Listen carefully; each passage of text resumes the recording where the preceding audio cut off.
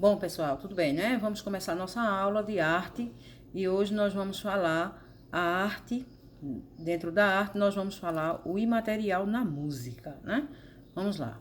A gente já estudou em aulas anteriores o que significa o imaterial. O imaterial é aquilo que não é concreto, é aquilo que está mais ligado à subjetividade, né? Existe, mas não é concreto. A gente não pode pegar, não pode apalpar. Vamos lá. Aí nós temos aí aspectos imateriais em práticas musicais. Vejam só, nós temos aí o sino, né? Você conhece as funções do seu toque? Aí aqui nós temos a imagem do sino, de um sino, lá na igreja de São João del Rei, uma igreja em São João del Rei, em Minas Gerais, né? Então, vamos ver aí. O toque do sino. Quais as funções? Qual a principal função do toque dos toques do sino? Anunciar as horas do dia, os horários das celebrações, como por exemplo de uma missa, anunciar festejos, anunciar ritos fúnebres. Vejam só, variações do toque do sino, quer dizer que o toque do sino ele varia, a sonoridade dele, cada som anuncia uma coisa diferente. Vamos ver aqui. Diferentes toques são utilizados para indicar situações diversas na vida. Existe um toque de finados, que ele emite uma sonoridade. Existe o toque das trevas, existe o toque de parto, cada toque desse é diferente um do outro. Existe o toque de ângelus, o toque de ângelo é o toque da Ave Maria, que pode se dar de 6 horas da manhã, de meio-dia e às 18 horas. Então, é aquele toque, né, que anuncia o horário da Ave Maria.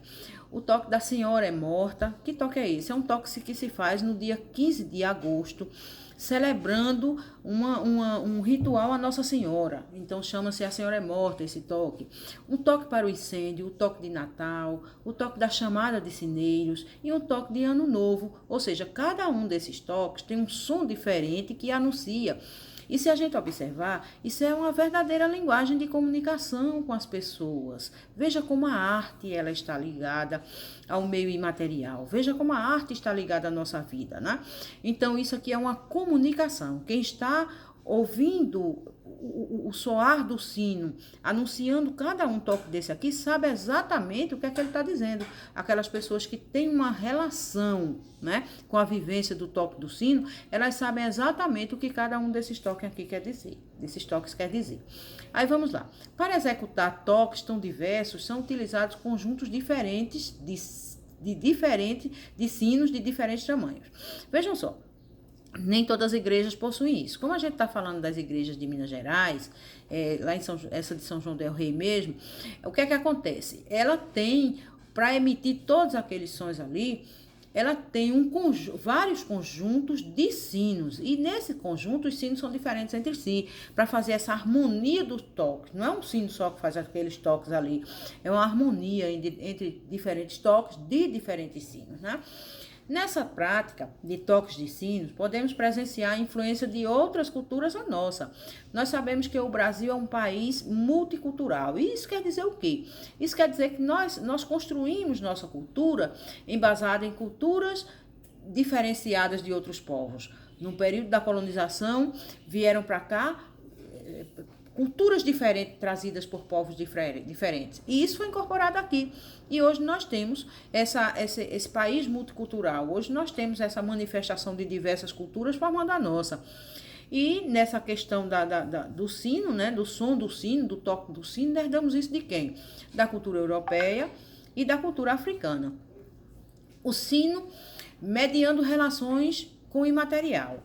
A presença do sino não é exclusiva das religiões cristãs, não. As religiões também asiáticas, por exemplo, elas também usam o sino muito bem.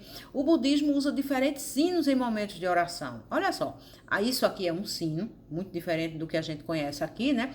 Outros sinos, um conjunto de sino e outro sino. Cada sino desse tem um significado lá no budismo. E ele usa isso fazendo a sua sincronia com o divino, fazendo a sua sincronia com Deus, com o universo. O budismo é uma religião muito bonita, que trata não só da questão fé, da questão religiosa, mas ele trata também da questão da sincronia do homem com o universo, né? Do homem com o seu corpo, do homem com todo o universo, porque assim, eu creio, né, que nós erramos um bocado quando a gente só faz a sincronia com o divino, né?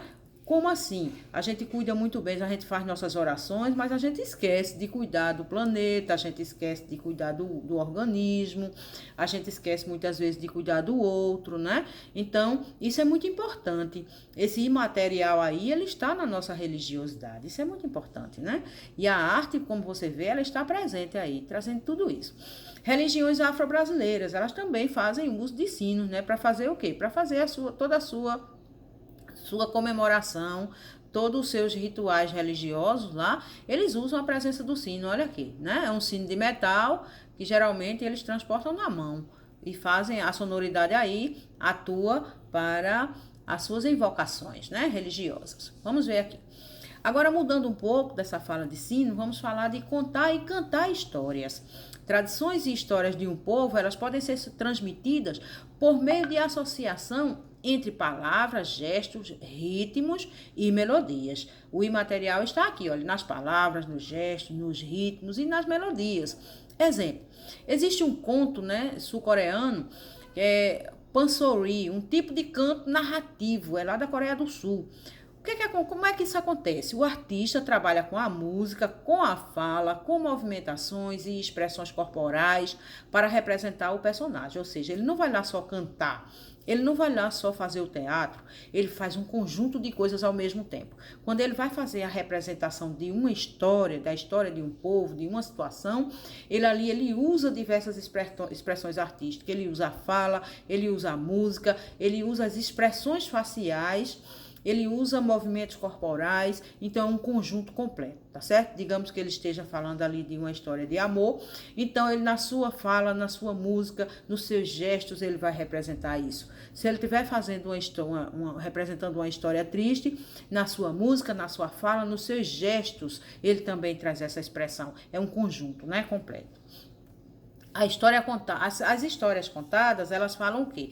Elas falam de temas da vida cotidiana, elas falam de relações sociais, elas falam de valores éticos, de dramas amorosos, de justiça social, de igualdade entre homem e mulher, abolição do sistema de classe, entre outros. Veja só, gente, isso aqui tudo é arte. Veja como a arte ela é presente e ela beneficia a nossa vida. Ela traz, olha, relações sociais, tá vendo? Valores éticos, que isso tudo faz parte da nossa vida. Dramas amorosos, quem não passa por isso, né? Justiça social, quem não tem necessidade de justiça social? Igualdade, a questão da igualdade aqui, ó, tá vendo? Abolição de sistemas de classes, nós vivemos isso muito presente. Então, a arte, ela traz, né? A arte, através do seu lado imaterial, ela traz como é que se diz? Ela traz essa fala, né? Ela traz esse contexto na nossa vida. Aí nós temos aqui, ó, uma representação do pansori. Veja uma mulher, né, sul-coreana, ela está fazendo aqui toda aquela representação, usando todas as modalidades artísticas que a gente falou, né? Fala, música, movimento, etc e tal, e fazendo a sua representação. Cantar para o sagrado. O canto, além de contar histórias, ele faz parte também de muitos ritos sagrados, nós sabemos disso. Veja só, celebrar e reverenciar. Qual a função do canto lá no rito sagrado? A função dele é celebrar e reverenciar a relação dos fiéis com a fé que é crer. Todas as fés, elas possuem, elas usam o canto, elas usam esse lado, né, que comove, o lado imaterial, ele mexe com o nosso interior. Existe hino que é tão bonito, hino religioso, que é tão lindo, tão bonito, que mexe com os sentimentos da gente. Esse é o lado imaterial da coisa, esse é o lado imaterial da arte, tá certo? Então, o gênero musical cristão mais antigo é o canto gregoriano, gênero musical cristão, certo? Das religiões cristãs. Mais antiga é o canto gregoriano, que é aquele canto em latim, da igreja, geralmente foi explorado na igreja católica, né? E por aí se vai.